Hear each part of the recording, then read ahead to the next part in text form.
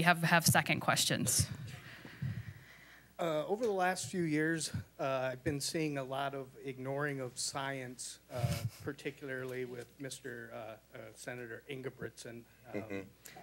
And I just want to kind of know your comments and hope that you're supportive of my thoughts. And I feel that we've hired a lot of really smart people in the DNR. They're actual biologists. They know what they're doing. They study this stuff. And there's a lot of ignoring of what they have to say in regards to our policies. A couple years ago, Ingebrigtsen started with his anti-Muskie stuff that flew in the face of established science. And now he wants to oversee stocking with some committee of people who are not scientists, who do not understand it. And he's wrangling up people on lake associations because they look at this as a way that they can help limit the access of the general public on their lakes. And I'm just hoping that you're keeping your eyes open for this and working on this to keep the lakes open for the rest of us and let the scientists do what they do best.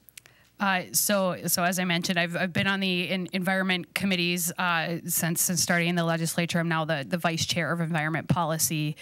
So I pay really close attention to these issues. So there's a couple things going on.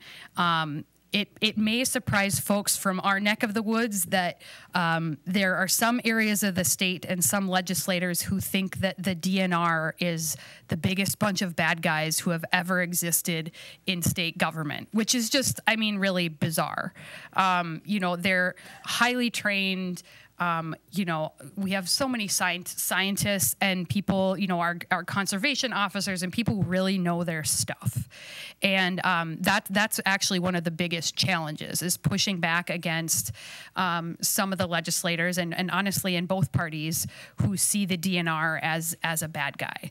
And I think part of that is honestly, it's related to how we hold up agriculture in our politics in Minnesota above all else, despite the fact that the majority of agriculture is not your small family farm. It's these giant industries with lobbyists I see in the halls every single day. And so there's often this pushback and this back and forth between the DNR and science and protecting of natural resources, and then agriculture as industry. And so I'm going to really get a little nerdy here, but if you're familiar with the concept of regulatory capture, and that's when you know, a department whose job is to regulate an industry then forgets that their job isn't to promote that, you know, so they kind of like, they go so far down into that way of thinking that they forget what their job is actually about. You know, your job is actually to work for the people of Minnesota, not to work for Monsanto or, you know, these chemical companies who pay for, you know, who develop all the you know, the pesticides and all the chemicals that are now used in agriculture. So I absolutely am on the side of science, and you know, and in case you haven't watched the news in the last couple of months, but you know, chronic wasting disease is a great example. You know, chronic wasting disease is potentially could decimate our wild deer herd and our deer hunting industry here in Minnesota. But I've got, you would not believe well, maybe you would, the amount of pushback I've gotten from, oh, we can't hurt farmers. Well, it isn't. If it's harming a natural resource that belongs to all of us, we've got to make the hard decisions. And, you know, it's not wanting to harm, you know, a business. It's about like weighing the pros and cons and where should our priorities lie.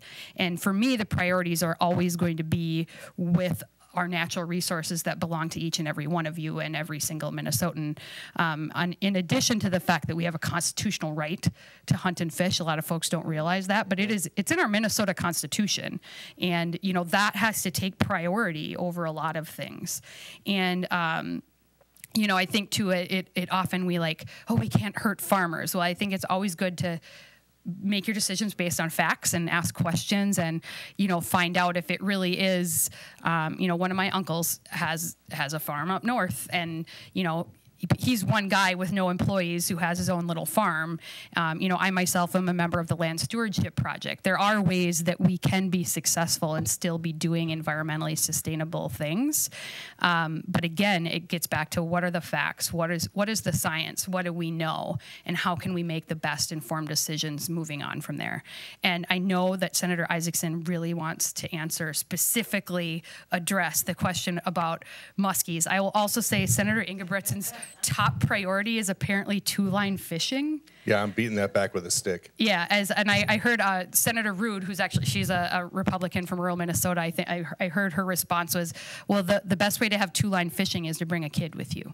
Amen. So Senator Rude and I actually agree on a lot of things, and that's definitely one of them. So I will let him talk about muskies.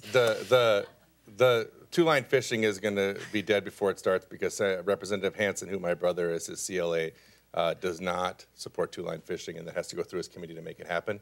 The muskie thing is just there's a real battle going on between walleye fishermen and muskie fishermen. The walleye fishermen have this misconception that the muskies are eating all their walleyes, yet the science shows that when they take a random sample of muskies and they look at their stomach, walleye DNA makes up like 3% of what's in their stomach. And so it just isn't real. Now, the argument that muskie fishermen could be ruining walleye habitats with the giant lures, there might be efficacy to that. But the reality is that it's a ploy exactly as described by lake owners to try to limit the amount of access people have to lakes, which I have a real problem with. So.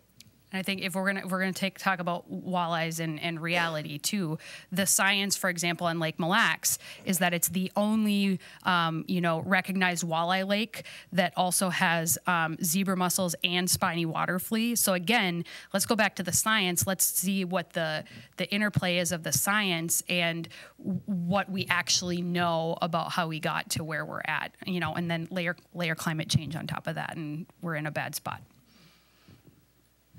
As far as climate change and science.